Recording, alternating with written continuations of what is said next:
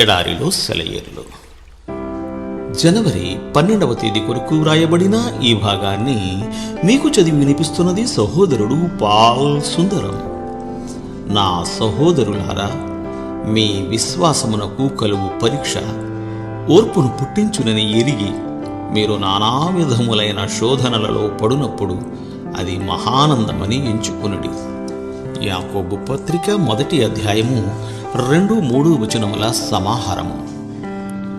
దేవుడు తన వారికి కొన్ని అవరోధాలు కల్పిస్తాడు. ఇలా కల్పించడం వాళ్ళని క్షేమంగా ఉంచడానికే. అయితే వాళ్ళు దాన్ని వ్యతిరేకమైన దృష్టితోనే చూస్తారు. ఆయన అపార్థం చేసుకుంటారు. యోబు కూడా అంతే. ఇలాంటి కంచెల వలన వాళ్ళకి చేకూరే లాభం సైతానుకు బాగా తెలుసు. కంచెను గూర్చి సైతాను అంటున్న మాటలు చూడండి.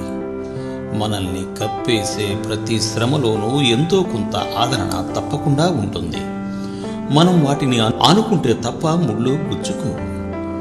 దేవుడి ఆజ్ఞ లేకుండా ఒక్క ముళ్ళు కూడా నీకు గుచ్చుకోదు.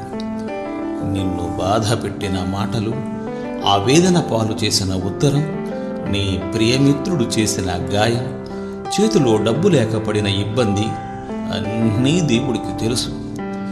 ఎవరికీ లేనంత సానుభూతి ఆయనకి నీ పట్ల ఉంది. ఈ బాధలన్నింటిలోనూ ఆయనపై సంపూర్ణంగా ఆనుకుంటున్నావా అన్నది ఆయన చూస్తాడు.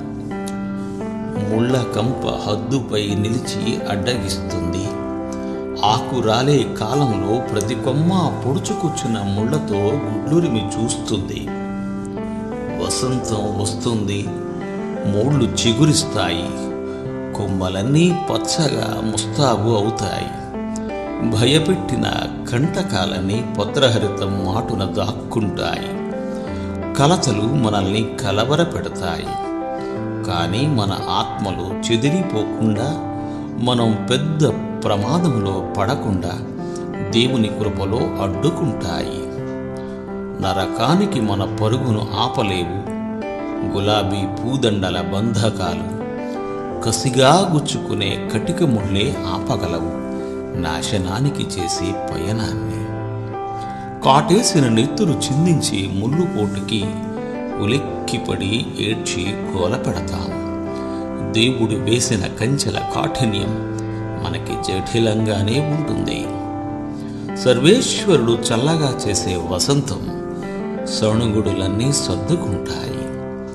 గుచ్చిన ముళ్ళన్నీ చిగురుస్తాయి. శాంతి ఫలాలు విరగగాస్తాయి.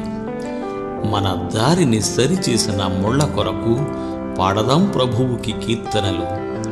కృప తీర్పు కలగలిపిన కంచెల కొరకు, ఆనందం నిండిన ఆవేదన కొరకు. దేవుడు మిమ్ము దీవించుగాక. ఆమేన్. ఆమేన్.